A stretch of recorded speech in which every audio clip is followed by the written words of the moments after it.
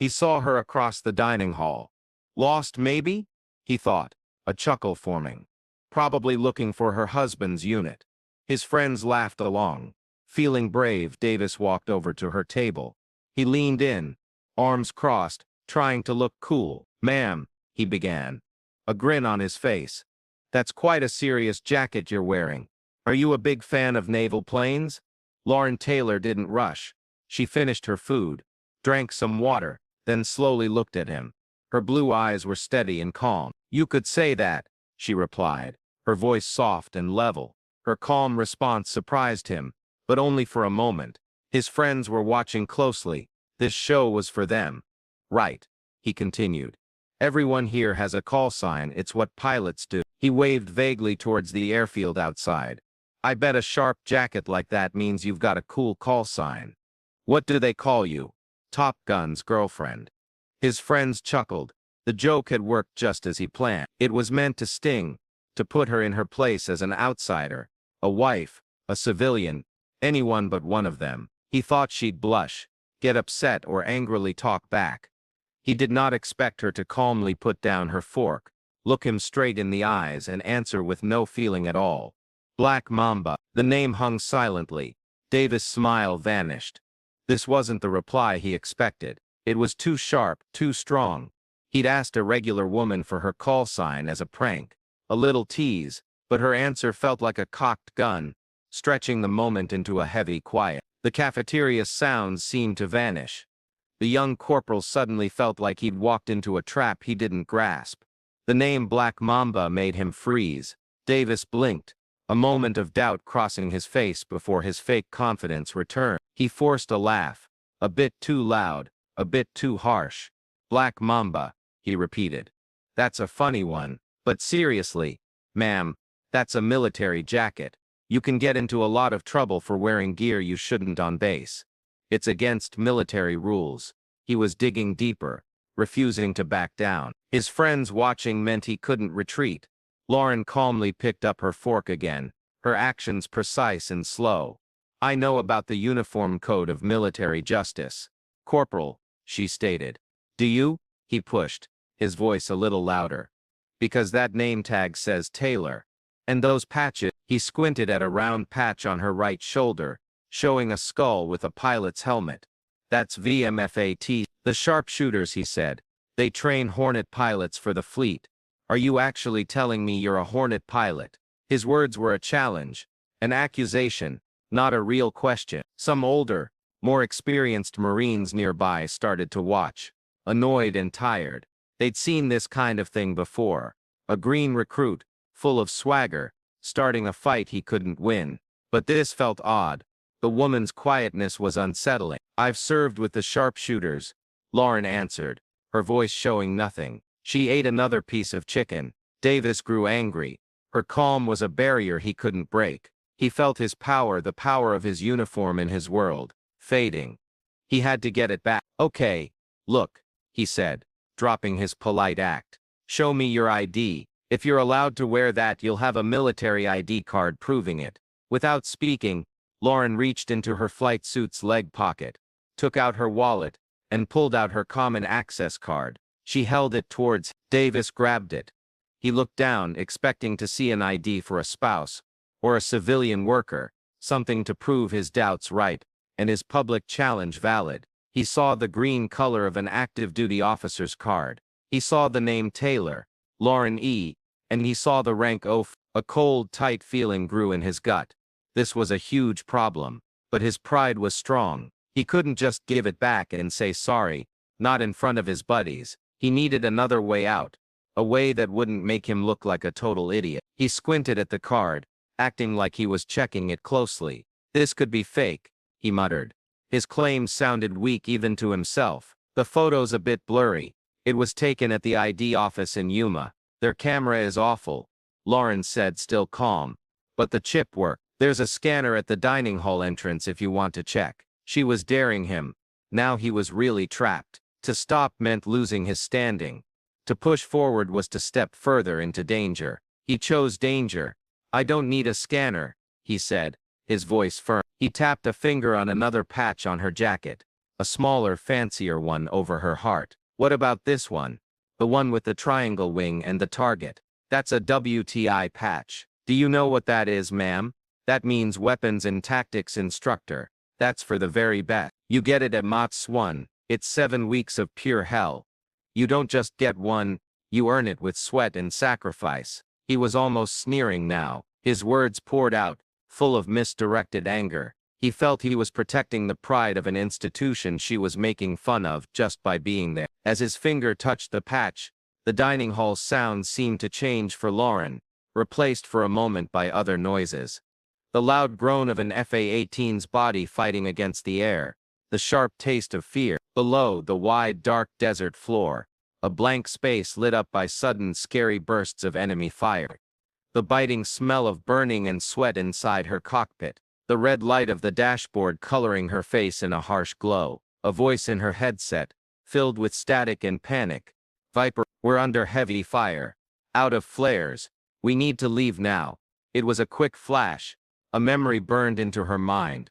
A ghost living within the very fabric the corporal was touching so carelessly. The memory faded as fast as it appeared, leaving only the soft clatter of the dining hall. Her eyes refocus on the young Marine. His face was red, full of his own importance. He had no idea what that patch truly stood for. To him it was just a sign. To her it was a wound. Across the room, Master Gunnery Sergeant Cole, a man whose face showed the lines of 30 years in the Marines, slowly put down his coffee. He had watched the whole sad scene. At first he thought it was just a corporal acting out, but the woman's amazing calm, and the mention of the WTI patch, caught his eye. He looked closer at her jacket, the VMFAT on one patch, the WTI patch, and a third quiet, almost hidden patch from a mission overseas. That mix was rare, almost unknown. Then he saw the name tag Taylor. Cole's heart went cold. The name, the patches, the call sign he'd heard the corporal make fun of. Black Mamba. It wasn't a joke. It was a famous name, a tale they told new pilots to make them serious. A story he'd heard from a shaken scout leader who owed his life to a pilot with that name. He didn't get up or shout. A man of his rank and wisdom knew that shaming a corporal in public was beneath him, and would only worsen things. Instead, he reached into his pocket, took out his phone with a calm hand, and found a number he seldom used. He stood, walked toward the exit, and pressed the call button. The phone on the other end rang twice before being answered. Colonel Matthews. Sir, Cole said, his voice low and pressing. Master Gunnery Sergeant Cole. Sorry to disturb you, sir, but I think you need to come to the dining hall 22 area right now. There was a pause. What is it, Master Guns? The colonel asked, his voice tight with irritation at being interrupted. Cole took a breath. Sir, I believe Major Taylor is here. The pilot from the Kandahar rescue. The one they call Black Mamba. The silence on the other end was complete. Cole could almost hear the colonel thinking. When he finally spoke, the annoyance was gone, replaced by a sharp, cold worry. I'm coming now. In Colonel Matthews' office, the wing's chief of operations, the phone clicked back onto its base with a loud snap. He stared at the wall for a moment, his thoughts speeding. Major Taylor. Here, he had approved her temporary orders to Miramar to help with a new training plan, but he didn't expect her to arrive for another day, and he certainly didn't expect her first meeting to be a fight in a dining hall. Sergeant, he barked at his assistant outside his office. Get me the service record for Major Lauren E. Taylor. Call sign Black Mamba, and I mean right now. A few quick key taps later, the file appeared on the colonel's screen. He leaned closer, his eyes reading the lines of text as if seeing them for the very first time. The official summary was plain without any emotion, which only made it stronger. Taylor, Lauren E. Major, USMC, MAUS 7523, FA-18 fighter pilot. Total flight hours 2080-47. Combat hours. The list of honors filled the screen. Air Medal with Combat V, 3rd Award. Navy and Marine Corps Commendation Medal with Combat E. And then it appeared. Distinguished Flying Cross. The description was short, almost too simple for the brave act it told of. For bravery and amazing skill in air flight, after her aircraft was badly hit by enemy ground fire, Major Taylor, showing perfect flying skill and courage, successfully flew her damaged FA-18 Hornet over 80 miles of enemy land to a safe landing, saving a valuable warplane and her own life.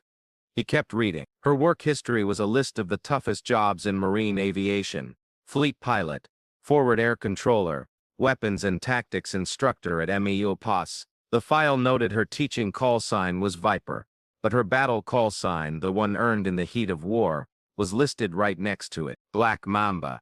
Matthews felt a wave of cold anger. One of the most honored combat pilots of her time was being harassed in his dining hall by some new corporal. He grabbed his hat from his desk.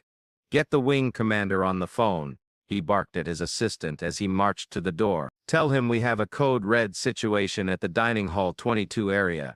"No, not a security threat," he corrected. "A respect threat. And get the base sergeant major. I want him to meet me there 5 minutes ago." Back in the dining hall, Corporal Davis was enjoying the powerful feeling of having people watch him. He had her ID. He had questioned her qualifications, and she had given no real defense apart from quiet, short answers. In his mind, he was winning. He saw her quietness not as a senior officer's patience, but as a silent confession that she was a fake. He decided it was time to finish it, to land the last punch. "All right, ma'am, I've seen enough," he announced, putting her ID card in his pocket as if seizing it. "I don't believe you. That jacket, those patches, that stolen honor. You and I are going for a little walk to the military police office. Faking a government ID, pretending to be an officer. You are in huge trouble." He motioned to his two friends, who, caught up in the show, stood and moved to either side of the table, blocking Lauren's way. The situation changed. It was no longer just talking. It was now a physical hold. A quiet hum spread through the room. A boundary had been crossed. The air felt heavy with unspoken stress. Lauren Taylor simply looked at the three young Marines facing her, her face showing nothing, and slowly put her napkin on her tray. Just as Davis opened his mouth to give another order, the main doors of the dining hall burst open, hitting the walls with a loud crash. The sounds of the room instantly stopped as if someone had hit a switch. In the doorway stood Colonel Matthews, his face dark with anger. Next to him was the huge, 6'4" figure of the base sergeant major, his uniform covered in medals from a lifetime of service, and a step behind them was a brigadier general, the wing commander himself, a man whose appearance in a dining hall was so rare it was almost like a myth. They were joined by the master gunnery sergeant, who made the call, and a sharp-looking female lieutenant colonel from the main staff. The five of them moved as one, their boots clicking on the floor. They didn't look around the room. Their eyes were fixed on one spot, the small table by the window. Everyone in the dining hall, from the newest recruit to the most experienced leader, froze. Many were caught halfway out of their seats. Trays hung in the air, forks stopped just inches from mouths. This was more than just high-ranking officers. This felt like a miracle. Corporal Davis and his friends turned pale. Their boldness melted away, replaced by a deep, stomach-dropping fear. Davis's back went so stiff it was a wonder it didn't break. He tried to salute, but his arm felt heavy, like lead. The line of senior leaders didn't even look at him. They walked right past the scared corporal, their eyes completely on the woman in the red jacket, who was now slowly standing up. Colonel Matthews stopped exactly 2 steps in front of her. He clicked his heels together with a clear sound and gave the sharpest, most respectful salute Davis had ever witnessed. "Major Taylor," the colonel's voice echoed loudly and clearly in the deep quiet. "On behalf of MKS Miramar, I want to say sorry for the welcome you've got. It's an honor to have you here, ma'am." The word major hit Corporal Davis like a punch. The word ma'am said by a full colonel made his knees weak. The whole room was trying to understand. The woman in the flight jacket wasn't a spouse. She wasn't a civilian. She was a high-ranking officer. She was a major. The brigadier general stepped forward, his single star shining on his collar. He didn't look at Lauren. He looked right at Corporal Davis, but his voice was loud enough for everyone in the room to hear. "Corporal," the general began, his voice dangerously quiet, "you seem to have doubts about this officer's skills. Let me tell you and everyone else here a few things." He paused. "This is Major Lauren Taylor. Her call sign is Black Mamba, a name given to her by a scout team she rescued from a dangerous landing zone north of Sangin. She fired her 20mm cannon so perfectly that she destroyed an enemy machine gun nest less than 30 meters from the Marines, without hurting a single friendly soldier. She has over 600 combat hours in the F. She completed the Weapons and Tactics Instructor course, a school so tough that almost a third of pilots who try it fail. He slowly walked around the table, his eyes passing over the shocked faces in the dining hall. She has the Distinguished Flying Cross for a time her aircraft was hit by an enemy missile. With fire in her right engine, and no main flight controls working, she fought her plane out of an uncontrolled spin and flew it 80 miles back to base, landing with almost no fuel. Most pilots would have jumped out. Her choice saved a $200 million warplane, and even more important, the secret information it carried. He stopped again, now standing next to Lauren. She isn't just a pilot, she is a living legend in marine aviation. The red jacket she's wearing isn't a keepsake. It was given to her by the instructors at MATOTS 1, when she came back as a special speaker. The patches on her uniform are not just badges, they are proof of sacrifices she has made that you, Corporal, can hardly understand. The silence that followed was so loud it hurt. The power of the general's words pushed down on everyone in the room. Davis was trembling, his face white as ash. He stared at the woman he had just accused of faking her honors, and for the first time he really saw. He saw the quiet power he had thought was weakness, the calm strength he had mistaken for giving in. The base sergeant major stepped forward until he was just inches from Corporal Davis. He didn't raise his voice. He didn't need to. His whisper was more frightening than any yell. You are a shame, Corporal, not just to your rank but to the Marine symbol you wear. You didn't see a Marine officer. You saw a woman, and you made a guess. You failed the most basic duty of a leader, to see with your own eyes, not with your biases. He leaned in close. You will give Major Taylor back her ID card. You will say sorry to her, and then you and I will have a very long, very deep talk about your future in my Marine Corps. Davis fumbled in his pocket, his hand shaking as he pulled out the ID card. He held it out to Lauren, unable to look her in the eye. Ma'am, Major, I'm so sorry. The colonel turned to Lauren. Major, this behavior is truly wrong. If you want to press charges under Article 13(4) for this public insult, you will have my complete and full support. All eyes turned to Lauren. She took her ID from the corporal's shaking hand. She looked at his scared face, and at his friends' faces, who looked like they wanted to disappear. Then she looked at the colonel. That won't be needed, sir, she said, her voice finally reaching across the dining hall. She turned her eyes back to the young corporal. The rules are the rules for a reason. They keep all of us safe. Don't make the rules easier for anyone, she said, her voice strong but without any anger. But more important, don't you ever apply them differently, based on what you think you see. Look at the uniform, read the rank, respect the person. That's all there is. Her words were a perfect example of calm strength. She was more than just a fighter.